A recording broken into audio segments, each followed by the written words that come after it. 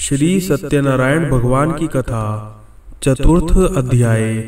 सूत जी बोले, वैश्य ने मंगलाचार करके यात्रा आरंभ की और अपने नगर को चल दिए। उनके थोड़ी दूर निकलने पर दंडी वेशधारी श्री सत्यनारायण ने उनसे पूछा, हे साधु, तेरी नाव में क्या है? अभिमानी वणिक हंसता हुआ बोला, हे दंडी, आप क्यों पूछ रहे हो? क्या धन लेने की इच्छा है? मेरी नाव में तो बेल और पत्ते भरे पड़े हैं। वैश्य का कठोर वचन सुनकर श्री भगवान ने कहा, तुम्हारा वचन सत्य हो। दंडी ऐसा कहकर वहां से दूर चले गए और कुछ दूर जाकर समुद्र के किनारे बैठ गए। दंडी के जाने पर वैश्य ने नित्य क्रिया करने के बाद नाव को ऊंची उठी देखकर अचंभा किया तथा नाव में बेल पत्ते आदि देखकर मूर्छित हो जमीन पर गिर पड़ा। फिर मूर्छा खुलने पर अत्यंत शोक प्रकट करने लगा। तब उसका दामाद बोला, आप शोक न करें, यह दंडी का शाप है, अतः उनकी शरण में चलना चाहिए, तभी हमारी मनोकामना पूरी होगी। दामाद के वचन सुनकर वह दंडी के पास पहुंचा और अत्यंत भक्तिभाव से नमस्कार करके बोला, मैंने जो आपसे असत्य वचन कहे थे उनको क्षमा करो। ऐसा कहकर शोकातुर हो रोने लगा।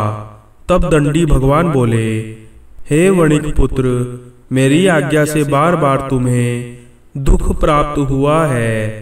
तू मेरी पूजा से विमुख हुआ। साधु बोला, हे भगवान, आपकी माया से ब्रह्मा आदि देवता भी आपके रूप को नहीं जानते, तब मैं अज्ञानी कैसे जान सकता हूँ? आप प्रसन्न होइए, मैं सामर्थ्य के अनुसार आपकी पूजा करूँगा। मेरी रक्षा करो और पहले के समान नौका में धन भर दो। उसके भक्ति युक्त वचन सुनकर भगवान प्रसन्न हो उसकी इच्छा अनुसार वर देकर अंतर्ध्यान हो गए। तब उन्होंने नाव पर आकर देखा कि नाव धन से परिपूर्ण है। फिर वह श्री सत्यनारायण भगवान का पूजन कर साथियों सहित अपने नगर को चला। जब वह अपने नगर के निकट पहुंचा तब दूत को घर भेजा। दूत ने साधु के घर जाकर उसकी पत्नी को नमस्कार कर कहा, साधु अपने दामाद सहित इस नगर के समीप आ गए हैं। ऐसा सुन साधु की पत्नी ने बड़े हर्ष के साथ श्री सत्यनारायण का पूजन कर पुत्री से कहा, मैं अपने पति के दर्शन के लिए जा रही हूँ, तू कार्य पूर्ण कर शीघ्र आ। माता के ऐसे वचन सुनकर कलावती प्रसाद छोड़कर जल्दी में पति के पास गई। प्रसाद की अवज्ञा के कारण श्री सत्यनारायण भगवान ने रुष्ट हो उसके पति को नाव सहित पानी में डुबो दिया। कलावती अपने पति को ना देखकर रोती हुई जमीन पर गिर गई। इस तरह नौका को डूबा हुआ तथा कन्या को रोता हुआ देख साधु दुखी होकर बोला, हे प्रभु, मुझसे या मेरे परिवार से जो भूल हुई उसे क्षमा करो।